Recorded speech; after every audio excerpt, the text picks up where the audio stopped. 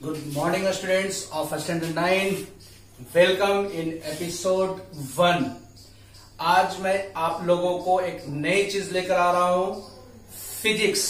Okay, that means अब मैं mathematics के साथ साथ फिजिक्स के भी एपिसोड दे रहा हूं.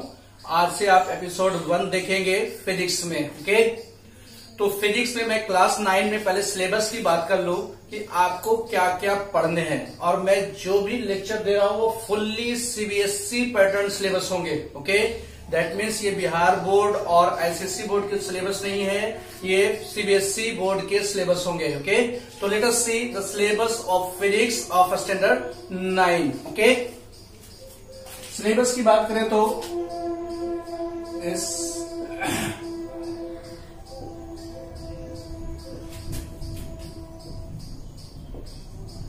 सिलेबस की बात करें तो टोटल आपको 6 चैप्टर पढ़ने हैं क्लास 9 में.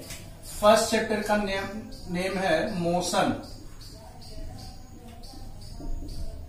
ओके, फर्स्ट चैप्टर जो पढ़ने हैं वो मोशन.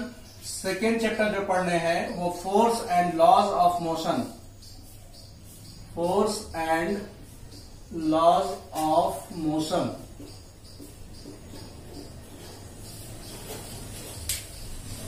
थर्ड चैप्टर पढ़ने हैं ग्रेविटेशन.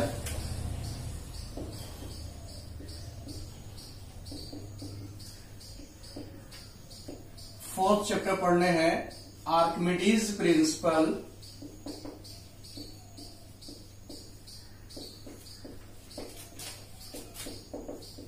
And flotation.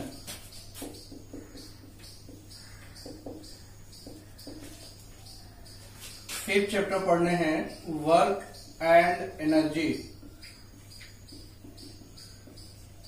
और लास्ट चैप्टर 6th चैप्टर पढ़ने हैं अबाउट साउंड.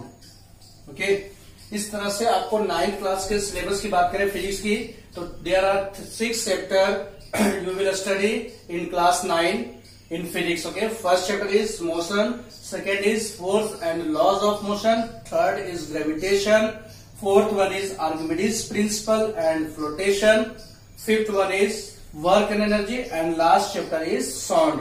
आप जानते हैं आपके सिलेबस में आपके सीबीएसई नॉर्म के हिसाब से टर्म 1 और टर्म 2 दो एग्जाम होते हैं.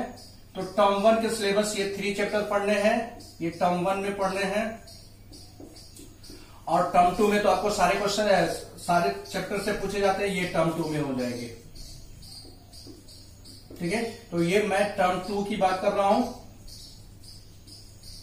टर्म 1 में 3 चैप्टर्स 4, 5, 6 चैप्टर पढ़ने हैं टर्म 2 में. और क्वेश्चन जो पूछे जाएंगे फाइनल एग्जाम में वो टोटल चैप्टर से पूछे जाएंगे. अब आपके सीसी पैटर्न नहीं रहे, इसलिए अब टोटल क्वेश्चन जितने भी क्वेश्चन पूछे जाते हैं वो टोटल चैप्टर को इंक्लूड करते हैं फाइनल टर्म में. ओके, हाँ, ये फर्क है कि आपकी जो सेकेंड टर्म के पोर्शन है 4, 5 चैप्टर और 6 चैप्टर, इससे 60% के क्वेश्चन रहेंगे और 1, 2, 3 से 40% के क्वेश्चन रहेंगे फाइनल टर्म में. ओके, तो मैं बात कर लूं कौन चैप्टर कितना इंपॉर्टेंट है और वो कितना इजी है, कितना हार्ड है, किस पे ज्यादा वर्क करने की जरूरत है.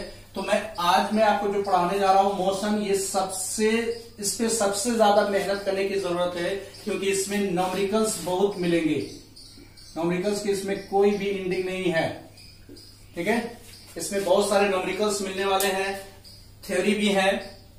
Force and laws of motion भी अपने आप में इंपॉर्टेंट है, लेकिन इससे कंपेयर किया जाए तो इसमें थ्योरी ज्यादा है, न्यूमेरिकल्स थोड़ा कम है. लेकिन यहां भी अगर यहाँ 100 न्यूमेरिकल्स मिलते हैं तो यहाँ 80-85 मिलेंगे, थोड़ा कम मिलेंगे.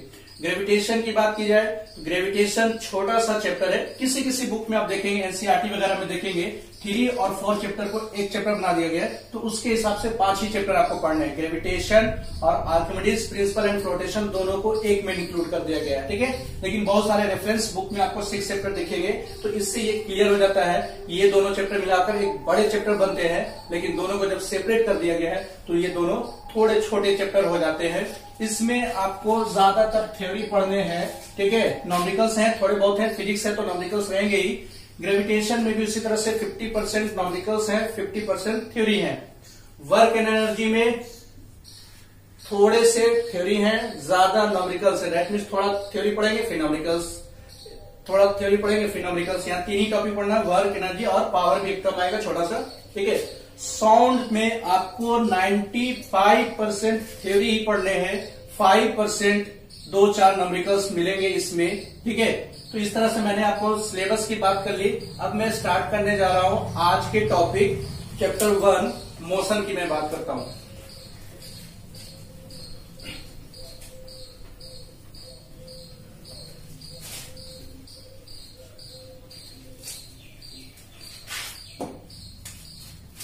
चैप्टर 1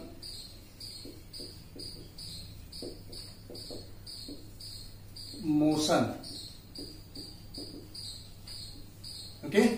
सबसे पहले मैं बता दूं आपको आज मैं कौन कौन से टॉपिक डिस्कस करने जा रहा हूं एपिसोड 1 में, उसे मैं साइड में लिख देता हूं। Rest, motion, reference point,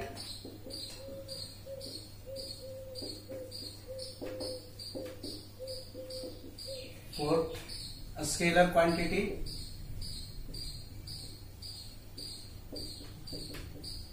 and fifth vector quantity.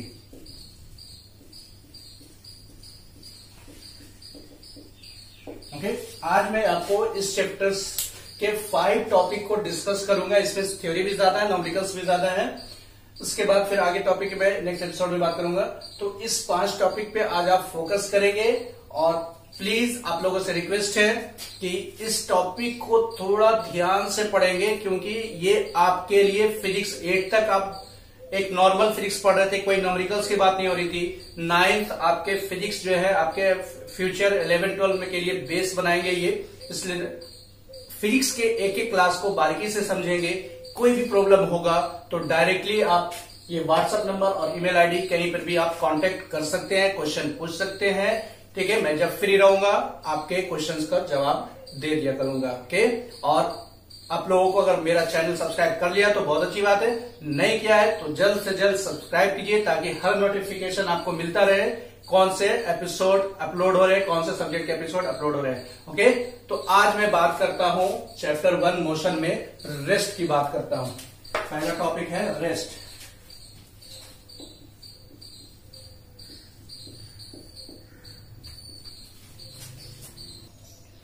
See topic 1 rest, okay. An object is said to be at rest if it does not change its position with respect to time and with respect to surroundings, then the object is said to be at rest, है ना। जब कोई object time के साथ और अपने आसपास के वातावरण के साथ किसी भी चीज से कंपेयर करने पे वो अपना पोजीशन चेंज नहीं करता है, तो उसे हम लोग उस ऑब्जेक्ट को रेस्ट में मानते हैं, है ना।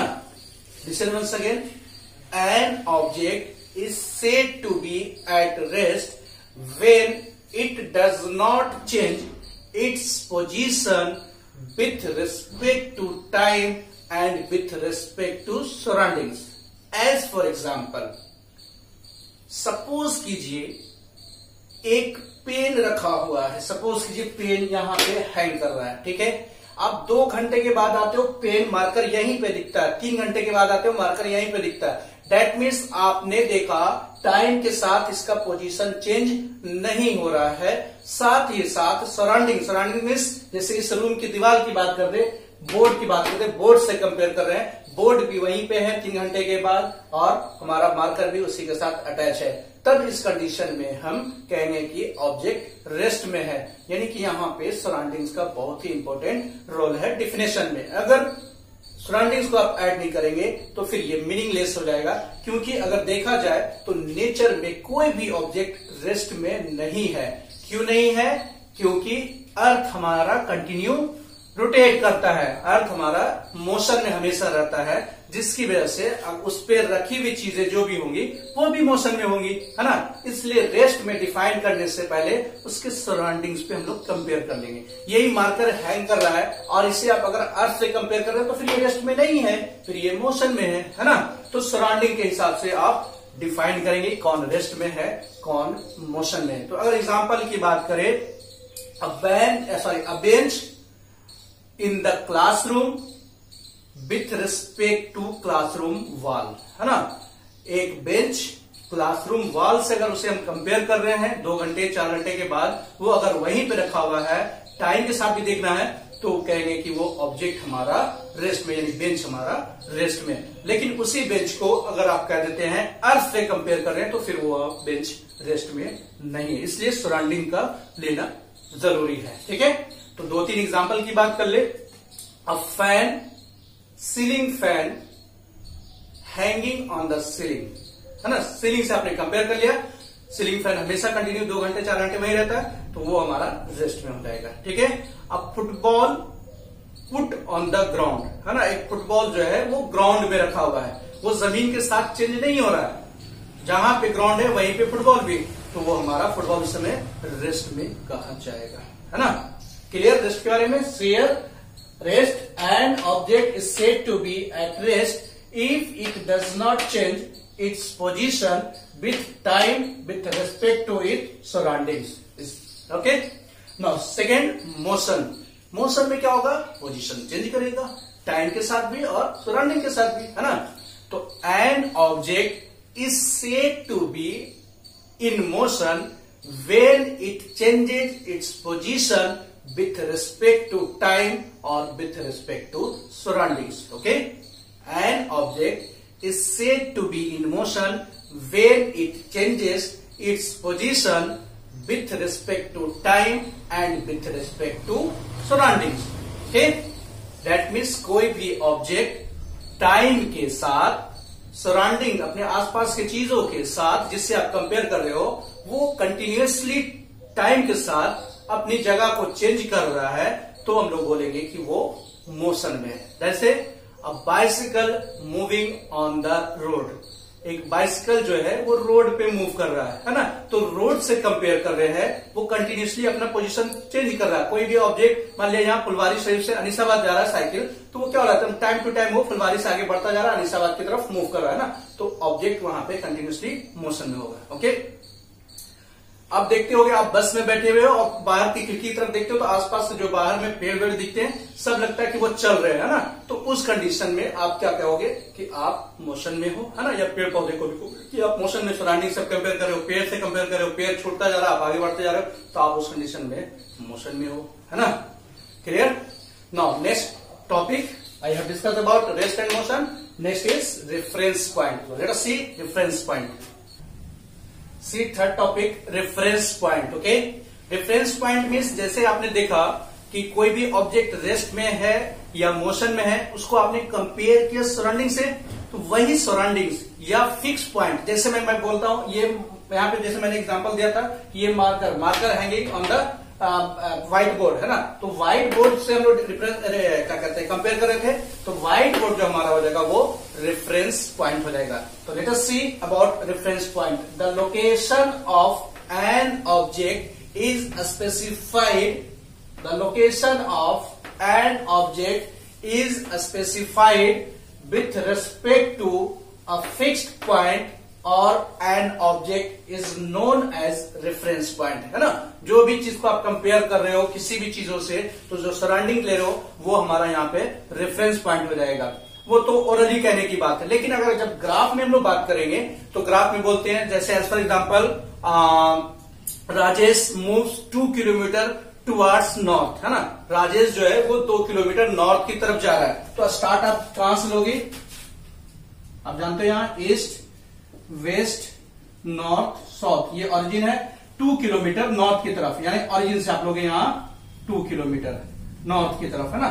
तो ओरिजिन जो हमारा हो जाएगा यहाँ पे, ये रेफरेंस पॉइंट हो जाएगा, यानी किसी भी डायरेक्शन को, ईस्ट में, नॉर्थ में, वेस्ट में, साउथ में, कहीं पर भी आप किसी भी डायरेक्शन में किसी भी ऑब्जेक्ट का मूवमेंट अगर पता कर रहे हो, तो उसका स्टार्टिंग पॉइंट आप ओरिजिन लेते हो, तो ओरिजिन से आप कंपेयर करोगे, दैट मीन्स यहाँ पे रेफरेंस पॉइंट क्या हो जाएगा, ओरिजिन। तो आप इस चैप्टर में बहुत सारे ग्राफ्स आएंगे, ग्राफ में जो रेफरेंस पॉइंट लेंगे वो हमेशा ओरिजिन ही लेंगे। Okay, understood about reference point.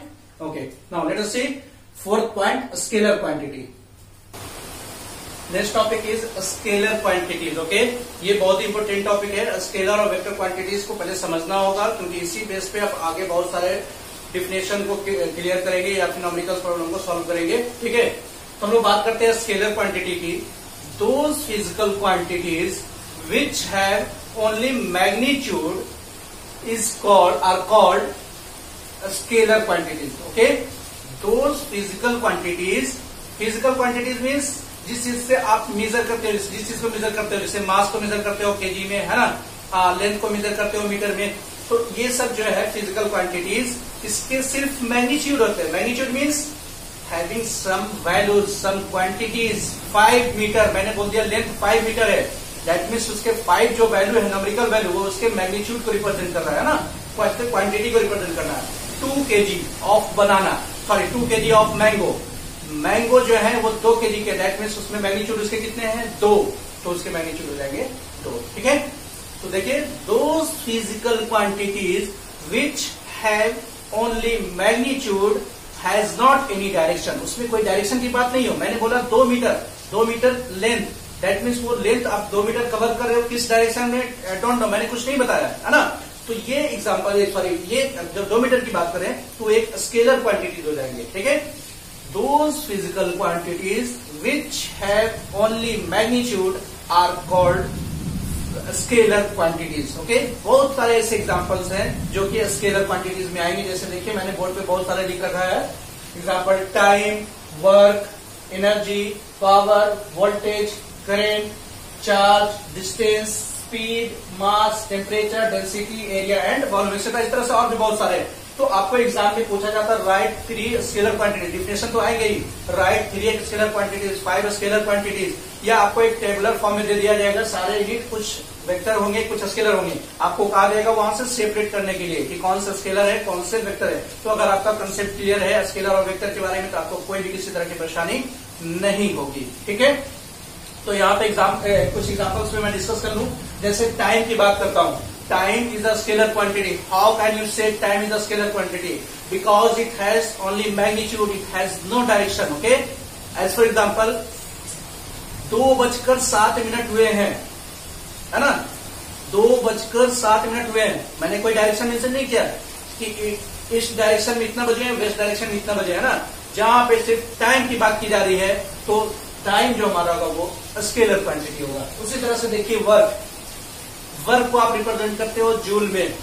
मैंने 5 जूल वर्क किया, कौन से डायरेक्शन किया, डोंट नो, ना ईस्ट जाना ना वेस्ट जाना, सिर्फ मैंने काम किया। कितना काम किया, 5 जूल काम किया। यूनिट मैग्नीट्यूड कितना है, 5।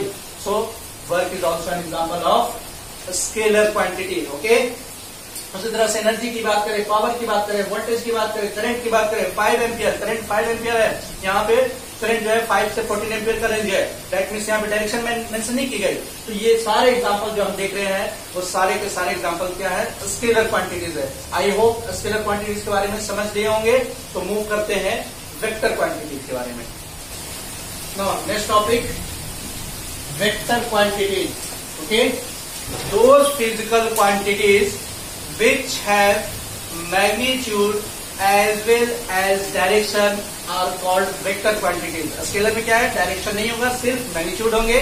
वेक्टर क्वांटिटीज में क्या होंगे, मैग्नीट्यूड भी होंगे और डायरेक्शन भी होंगे। दैट मीन्स किसी चीज के मैग्नीट्यूड की मैं बात कर रहा हूं और साथ ही साथ डायरेक्शन की भी अगर बात कर रहा हूं, तो वो हमारा वेक्टर क्वांटिटीज होंगे। ठीक है, those physical quantities which have magnitude as well as direction are called vector quantities। okay, as for example, weight आप जानते हो, मास और वेट में डिफरेंसेस है। मास मीन्स मेरा मास 5 kg है, वेट आप गलत बोलते हो प्रैक्टिकल लाइफ में, मेरा वेट 30 kg है, 30 kg हो ही नहीं सकता। Weight is a type of force, 8th class में पढ़ा है।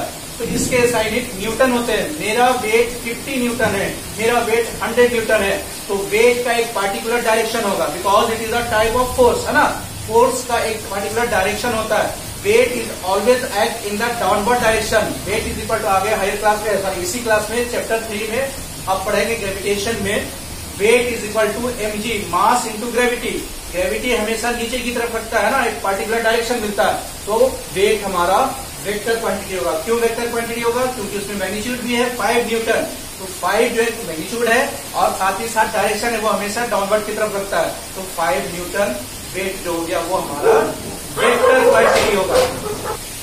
सी example, displacement, velocity, acceleration, de acceleration, momentum, impulse, ये सारी चीजें इसी चैप्टर में पढ़ने हैं। सब के बारे में मैं डिस्कस करूंगा। जब पर्टिकुलर टॉपिक पे जाऊंगा तो बताऊंगा वो कैसे वेक्टर क्वांटिटीज है। ओके, तो यहाँ पे देखें displacement, velocity, acceleration, de acceleration, momentum, impulse, ये सारे टॉपिक इस चैप्टर में पढ़ने हैं। सारे के सारे वेक्टर क्वांटिटीज है।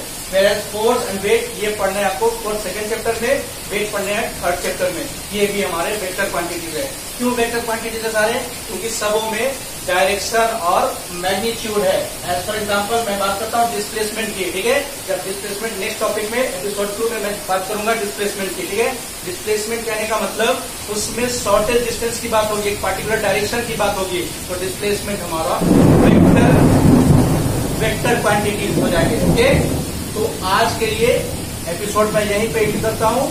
आप लोगों को हमारी मेरी पढ़ाई कैसी लग रही है प्लीज कमेंट करें, और लास्ट में मैं हर एपिसोड के लास्ट में 10 सेकेंड का वीडियो प्ले करूंगा, कंटिन्यूसली प्ले होगा, जिसमें आपको मैं जो भी टॉपिक पढ़ाऊंगा उसके नोट्स प्रोवाइड किए जाएंगे। उस नोट्स को आप नोट कर ले सकते हैं स्क्रीनशॉट लेकर के, है ना। उसको आप पढ़ेंगे ताकि आपको पढ़ने में आसानी होगी, क्योंकि लॉकडाउन का समय है, आप लोग के पास पता नहीं बुक है या नहीं है, इसलिए हमारी तरफ से जितनी कोशिश होगी मैं आपको हेल्प करूंगा। ओके, और आपको किसी तरह के भी प्रॉब्लम्स हो तो इस नंबर पे मेल आईडी, इस पे कांटेक्ट कर सकते हैं, मैसेज छोड़ सकते हैं, और ये व्हाट्सएप नंबर पे आप कॉल कर सकते हैं, या फिर कुछ क्वेश्चन पूछने हो तो आप इजी वे में एकदम बेझिझक पूछ सकते हैं। मैं जब भी फ्री होऊंगा आपके क्वेश्चन के जवाब दे दूंगा। ओके, तो thank to all of you for watching career sir की पढ़ाई।